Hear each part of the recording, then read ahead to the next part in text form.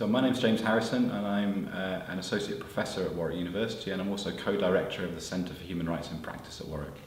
And really the ethos of our centre is about trying to bring academic learning about human rights into practical situations. And so my involvement in this project has been very much along the lines of that ethos in terms of trying to use my expertise around human rights impact assessment to inform the work the SHRC has been doing in order to help local authorities to undertake their own impact assessment processes, and then to devise a set of guidance that enables organisations more broadly to undertake good, robust human rights and equality impact assessment processes. So the first thing I would say to an authority who's thinking about this is to think about how this can benefit your overall decision making. So particularly at the moment, public authorities are going on lots of tough decisions about how to spend resources, and if you're really serious about thinking about how to direct those resources to where they're most needed, then equality and human rights impact assessment can be a process that can really inform those kind of decisions. And so then it becomes important for public authorities to think through how to create the structures to ensure that they're getting equality and human rights impact assessments at a time when they can change their decisions. So timing is absolutely vital. If you're only doing these kind of processes right at the last minute, just before your final budget has to be approved, it's unlikely that you're then going to make decisions to apportion particular budgets in particular ways. If, however, you're undertaking your assessments early enough in the budget cycle to allow you to kind of debate and think through thoroughly the way in which you're apportioning your finance, then it can be a really powerful tool for making still hard decisions about the distribution of resources, but sensible, evidence-based, thought-through decisions, and that would be the starting point for then building up an impact assessment process that can be meaningful.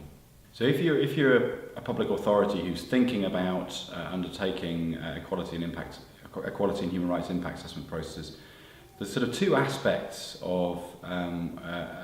thought required. One is about the individual processes that you undertake, the individual assessments, and the various steps or elements of an individual impact assessment process. As important as that is thinking about the organisational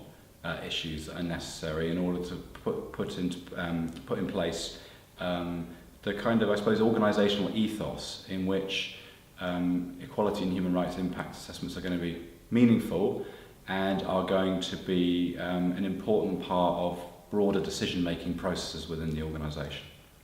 So senior level buy-in is absolutely vital to the success of an equality and human rights impact assessment process. So what you don't want is just to feel like, as an individual officer who's undertaking the assessment, you can feel very lonely, very alone, as though you're the only person who is responsible for this and the rest of the organisation isn't necessarily taking it seriously. What you need is for senior management to say, this is really important and this is going to inform our decision making. We need these processes in order to understand, particularly in a context of austerity where services are stretched and budgets are being reduced, we need these processes to understand how to target our resources at those who most need them. And there's lots of ways in which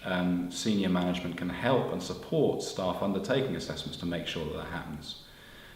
So, for instance, what senior management need to do is ensure that there is training and support in the process of understanding equality and human rights. So if someone is, for instance, an expert in social care and has to do a human rights and equality impact assessment of social care services, they're going to have to need some kind of understanding of equality and human rights principles in order to be able to understand what the impacts of changes, cuts, whatever it might be to their services would be. So individual officers do need a lot of support within the organisation to allow them to undertake meaningful assessments. And there are lots of different ways that can be done depending on the organisational structure in which you're working. So you always need to know the context of your own organisation, but where I've seen this process happen successfully, what you have is not an individual officer working by themselves in an independent silo, but very much connected with other processes in the organisation which are able to generate data and information which can inform that assessment. So for instance, you have local authorities who've created welfare reform subgroups that create lots of data which around people who are receiving housing benefit, or those people who are at risk of losing their houses, etc., etc. So that data can then be used by an individual who's undertaking an assessment to inform what the human rights and equality impacts might be.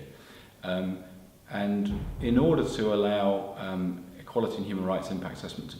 be what it's intended to be, which is an evidence-based process, bringing evidence from a human rights and equality perspective into policy making, there is a need to connect up those individuals who are undertaking the assessments with other individuals in the organisation who are able to provide that kind of evidence base that allows them to undertake a meaningful assessment.